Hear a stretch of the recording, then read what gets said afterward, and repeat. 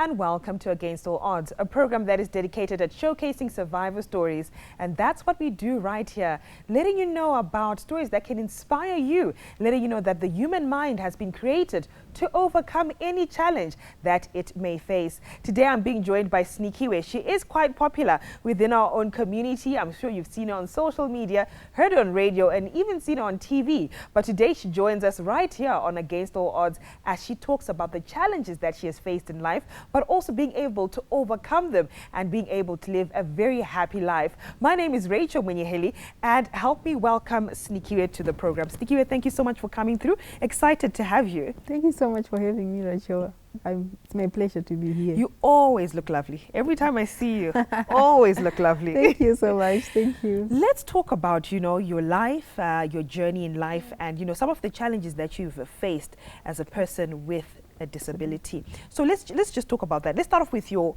upbringing. How was it like? So for me, I grew up in a very loving environment. I grew up with people who encouraged me, people who saw my abilities rather than my disability. So I was born like this with a disability, but my paternal family, I think they didn't take it well that I was born with a disability. And then there were a lot of challenges and problems until my maternal grandmother decided to take me. So I was raised in Kandanza. I'm a rural girl. You're a rural girl? Yes, okay. In Kandanza. That's where I was raised. I was staying with my grandmother. But my grandmother, she's the best thing that has ever happened in my life because she raised me in a very normal way. Like any other child, I used to do house chores. She sent me to school. Like she just saw my abilities. Yeah. Saka gatimbotarisa kuti waiti gogo ndo vakakuchengeta anti. Yes. And pawakukuchengeta paya vakakuta I'm going to treat you like, any other person. Yeah. How did you learn to do my household chores? To looking at the disability that you have. My household chores, I don't require certain, things to do. How did you learn? Let's start off with that. How did you learn? So for me, learning my household chores, it was just a matter of like any other child. Because everything else, like how I hold a cup, how I hold the things, it was something that came to me naturally. So already I knew how to, whenever I want to hold something, I knew how to do it. So my grandmother, her duty was just to teach me, she can just come a place, so they know just like any other child. Yeah. And then totasa kuchukoro, kwakati you grew up in a rural setting, auntie. Kuchukoro, what were some of the challenges that you faced? Pakudzidzira kutanga kunyora paipai. Zvewe zvakamira sei, if you can remember? So it was during our time to end up to crash. ECD, ECDB. So I went to crash ku primary school. But they are like long distances. So for me, in the crash, she used to carry me on her back. And then I want to be because at that time I didn't have a wheelchair. But then for my grade 1, someone advised her, no, like you are limiting my abilities. So now it was a boarding facility. But in class, disabilities. But when it comes to like I said, I know how to hold things. So but I use both my hands. I just use both my hands. How to like my letters and all that. So I didn't really like struggle. If I tell you primary, the best handwriting. So really? Handwriting says Master 5. Master 10. Okay, and you had the best handwriting. I had the best handwriting. Now because these days technology, like we are using my laptops, my chichi, but that time I had the best handwriting. Yes. All right, which is actually quite interesting. Saka kukura kwako, people neku sakanema mwe community. How did you find the treatment? Like whenever you meet someone new, people, they have different reactions. Yes, also. Some kids, they will scream on a chair, some they would laugh, they would that. But I think Daka developed this defense mechanism. Actually, I became so violent. Really? Because I felt like that was the only way to protect myself. Okay, all right. So I was really violent, especially during my crash days and all that. I was really violent. I remember when I crash, Not that many friends because some kids vakatosvika pakundichka because of how violent I was. Yeah, so vakatosvika pakuzotondichka, but with time vamwewo mungoziva ukatanga kumingla nevamwe vana, they get used to you and unenge usina machallenges. And then when I went to grade 1 kujairosjiri kwako nikazara vane vane madisabilities, so it wasn't something new to the community, saka ikoko I didn't struggle. Saka violence yawaitaura iyi pamwe kwanga kuri kuda kurova vamwe vana here, kutorova, kutuka. Well, and this was just a defense mechanism for how they, you know, maybe the shock that they were experiencing. Exactly. Most probably. Okay, all right. But when you went to Jairus Jiro, obviously it's a all accommodating community. But otara tujani kwanga you papa ni vamwewo vangori koma makasangana sangana makadaro. Pakukura pakuzoenda ku high school nekuzoenda ku university. The transition, was it always smooth? For high school, I struggled a little bit. For high school, I cannot say kuti ndaka struggle maybe when it comes to stigma or anything like that. But I just struggled physically because I was still staying at JRSG. She's a person who is high, but there's quite like a distance. I think maybe 1 point something kilometers. So I used to walk that distance every morning. So it was really straining on my body. And also St. Faith's High School at that time, it wasn't really disability friendly. There were a lot of like stairs, especially my blocks at my A level. There were a lot of stairs, a lot of like, it wasn't really physically accommodating. So those were what I struggled with mostly. But when it comes to stigma, I didn't face any stigma because like I said, it's a community. So in that community. Okay. Well, as you can hear narrating her story, letting us know how she grew up. She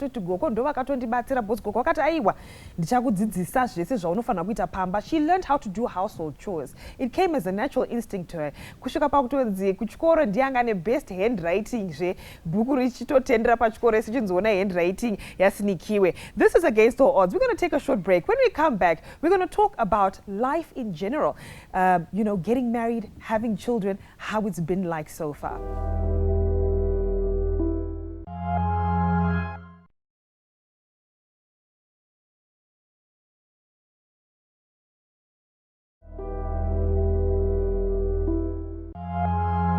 Welcome back to Against All Odds. Now we'll keep talking to Sinikiwe. Now Sinikiwe, you explained to us how you grew up. Obviously, we thank your grandmother, you know, for the work that she did. And look at you now. University, you went to university as well? Yes. What did you study at university? And which university did you go to? Let's start off there. I studied social work at University of Cape Town. Yes. All right. In South Africa. In South Africa. So what happened in South? Yeah, I stayed in South Africa 4 years, from 2014 up to 2017. Yes. All right. Now, I'm going to say this. Sometimes, you know, it's different when you're born with a disability. It's then different when you actually, you know, maybe wambukura, and then maybe you go through something, it could be an accident or something like that, and then you also have to, you know, come to learn to live with certain conditions. Vamwe vanono vafungwa pamwe ina ndishadiwa and kana ndadai so pana achazondidaire muupenyu hwangu ndizokwanisa kugara nemunhu here munhu pana achada kundiroora here kana kuti munhu achada kuzogarisana neni maybe anenge ari murume. Let's just talk about that aspect of your life when it comes to relationships and dating.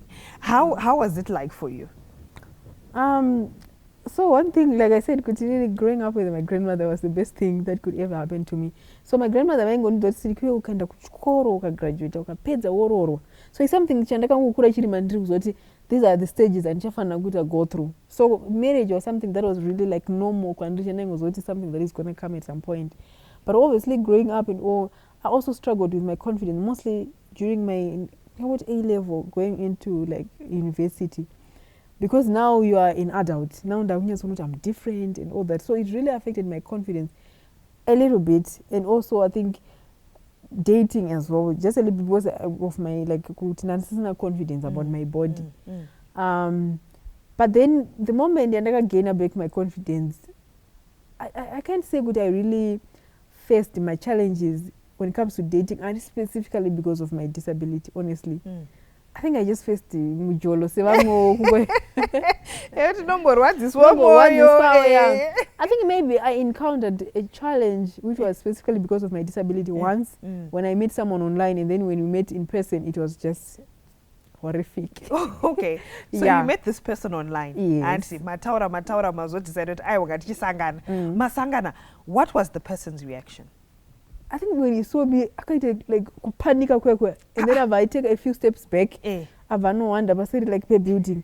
I was so good, I think after maybe 30 minutes or so, and I'm like, I was in shock because I was like, why are you shocked? But I sent you my pictures, good news, and or maybe everyone was expecting something different. I don't know. So I think those maybe one incident where I faced the challenge because of my disability, but everywhere else, I didn't face much challenges when it comes to dating because of my disability. All right.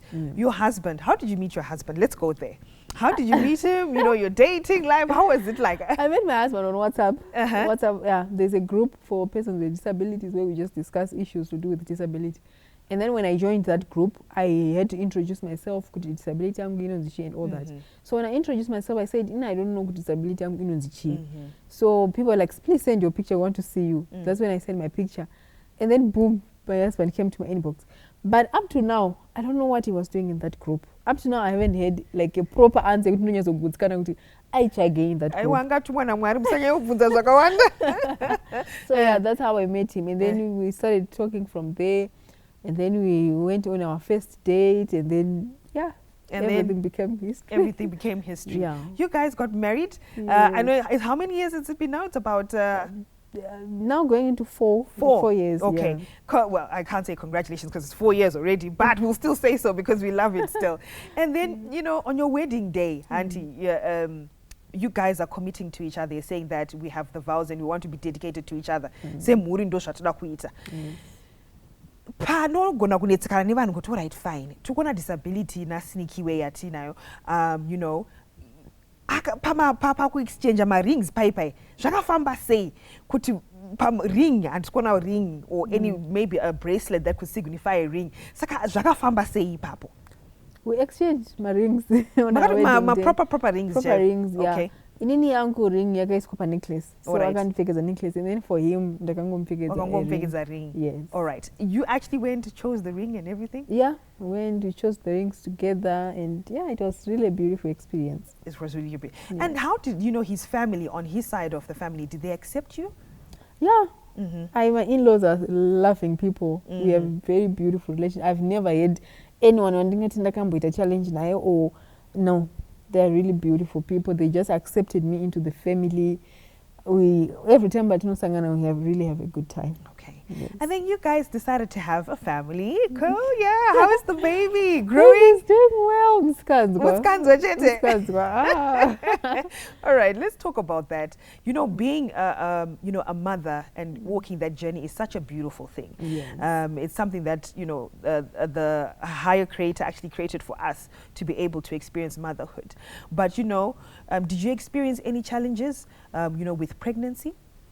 No. My pregnancy was really smooth. I don't want to lie to you. I didn't have any complications.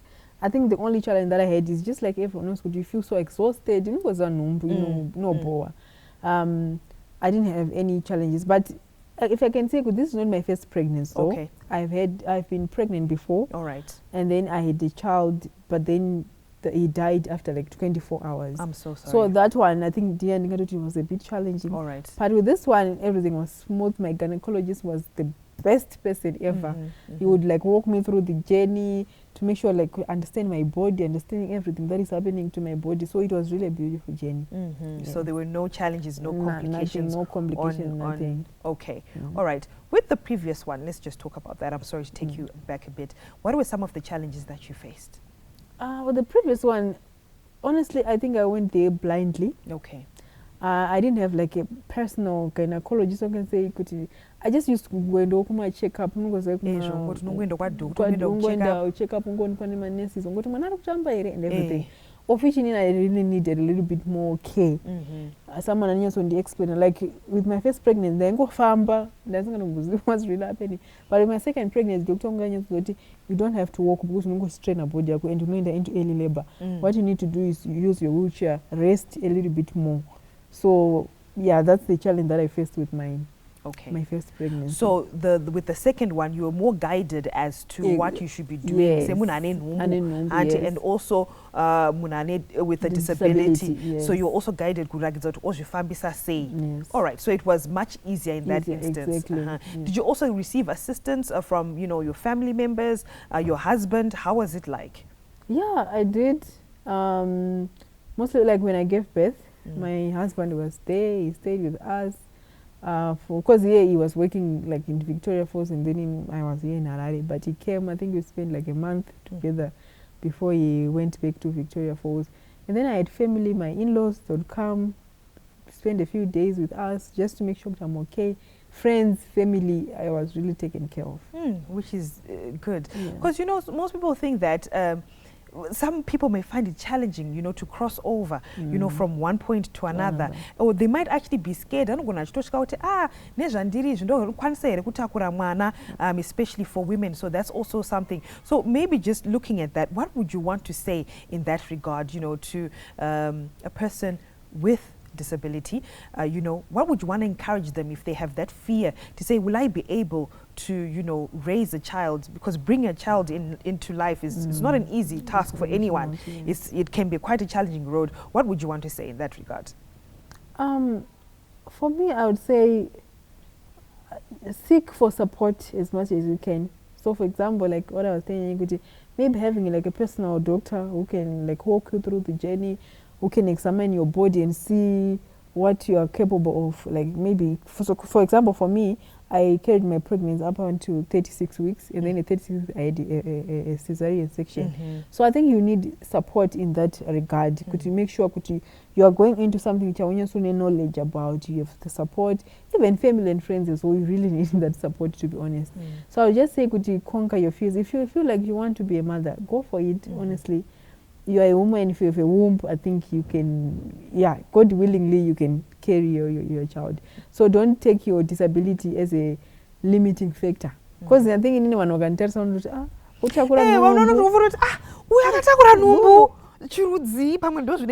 their mind. Love when I was pregnant, people would pass all sort of comments. So you see, they would say things like that. Things like that. So you can imagine if I didn't have enough, like, the social support, emotional support, it was going to be something else. It was going to be, because my comments are not personal. A lot of comments, and they will say it in front of you. Pana amwera other than any other comments they would pass on? Yeah, like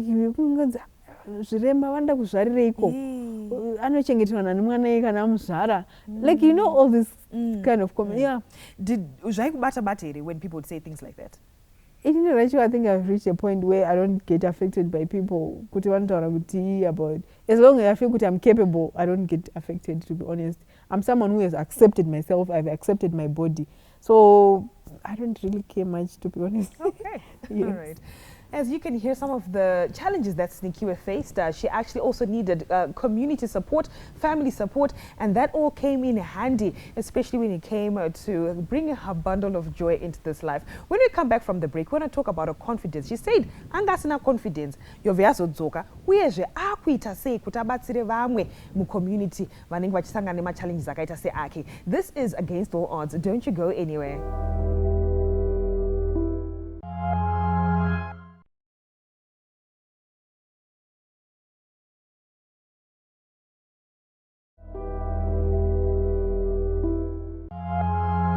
Welcome back to Against All Odds. We are talking to Sinikiwe, and she's just been explaining to us her life journey. Now, just to give you a recap, she said that when she grew up being taken care of by her grandmother and vakakura kuma rural areas. But grandmother was like, no, mwanangu, I'm going to treat you like anyone else. And, that actually helped her in the long run. Now, we also talked a bit about her dating life. And, she did mention that when she started dating her partner, it was actually interesting how they met through a WhatsApp group until they got married. Vows vakatoshandisa marings iatone yake yanopfeka as a necklace. And she also talked about pregnancy and being able to bring a very beautiful baby into this life. Now, you also talked about confidence. You said at some point, between your A-level kwenda ku university, confidence yako yakamboti dzikirei, and then it came back up. I want to first focus on that. because a lot of people may face a similar challenge and na confidence yekumira pamwe pane vamwe vanhu. Maybe some people are introvert, vanhu vasingadi zvekutaura, vanhu who are shy, vasiyana nevamwe vanhu vari outspoken. You seem outspoken, so I think you don't find it difficult to interact with other people. But how did you manage to boost your confidence back up from where it was before? So for me, I really had to sit myself down. This lack of confidence, where is it coming from? And then for me, I realized it was all about my body. Like I said, when I was in high school, it was a boys' high school. So you can imagine sometimes you don't go one class, two, and then with maybe 45 boys in the class. And now it was time for us like puberty, adolescence, and all that. And then I looked at myself. I didn't feel beautiful because I felt like I was different from everyone. I was different from the other girls. When you turn on the TV, models with long legs, jawlines and all that, and for you don't look like that. So I paid the confidence. But for me, my wake-up moment was when I was in university. During the first 2 weeks of university, I came across a video of Nick Vujicic. For those who don't know Nick Vujicic, so I saw a video of him just swimmer with his wife and his kids, and I'm like, wow, this guy is living his life to the fullest. And what's stopping me from living my life? This is my body. It's something that I cannot change. So if I don't accept myself, it means I'm going to live the rest of my life indeed bitter. So let me just accept myself. So for me, that was really a changing point for me. Accepting myself, loving myself. It's not something that happened overnight. It took time. I had to keep on reassuring myself, keep on loving myself, keep on doing things that I love, like makeup and all that. That's how I boosted back my confidence. All right, which is great. Yes. And looking at now where you are, obviously there are some people who look to you who are actually inspired by you. You can inspire only someone else. Now you can also be an inspiration, to people that are closer to home, people in Zimbabwe. How are you using, your example to help others who are facing similar challenges? So for me, mostly social media is my power tool. I use social media. I'm everywhere, TikTok, Facebook. But also I have like a platform which I call Empower Her Abilities. Okay. So this is a platform for like young women with disabilities where we just talk, I mentor them, I take them through my journey, I give them like career advices, and just boosting their confidence on loving their bodies and being confident in their own skin.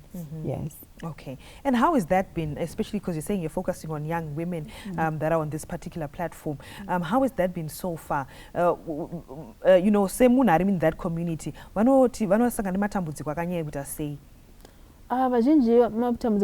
Coming from families, I think I support most of them. Because I think background and is so important on how it affects you later. So most of them from a community, they don't feel supported. Or they don't really see potential. So I think it's one most common challenge that I've seen in most of these girls. Because most of them also don't want to marriage. And all that. How was your dating experience? Do it or say I also want to get married and all that. Yeah. So my challenges. Yeah, I can imagine that, seeing that your marriage, we saw it, it was actually on Facebook, it was on social media basically, and a lot of people were happy for you. And like you're saying, these young girls can also come to you and say, I've seen you, you're married, you dated, how did you do it? And things like that. Because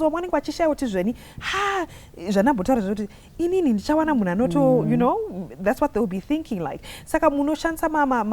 Support groups akaita sei, ma platforms api akaita sei ekubatsira vamwe, because kune munhu ari kumba ari kuona izvi zvari kufunga kuti I also want to be able to boost my confidence like Sinikiwe. Also want to be mentored with Sinikiwe as well, about empowering myself. I also want to walk that path. What platforms are you using?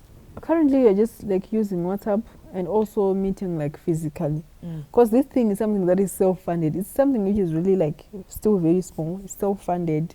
So it's my really wish to reach out to more girls out there. But for now, we just use like a WhatsApp group. That's where we communicate. And then sometimes we take it out of the WhatsApp group. We meet somewhere, maybe Cleveland Dam or wherever. And then we just come share our experiences. Because like you said, there's really power in interacting with other people on the same challenge as you. So that's, for me, I really prioritize that. Okay, Yeah. so you're using the WhatsApp platform. The WhatsApp platform. All right. The good thing is that, you know, if you'd like to join this particular WhatsApp channel, all right, or WhatsApp group that she's talking about, we'll be able to give you the details. All you need to do is just simply contact the number that is appearing on your screen, and you'll be able, to get in touch and be in contact. Maybe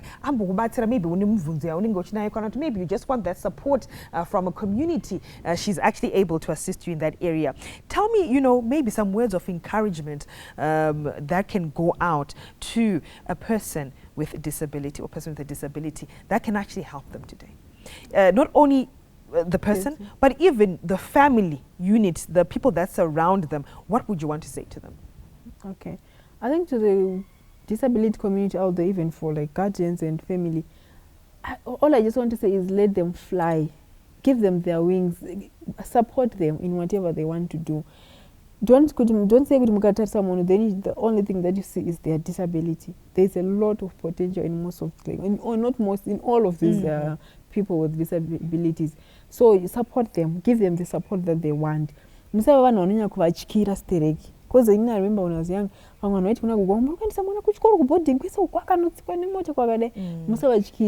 let them let them flourish. Let me just be there to support it.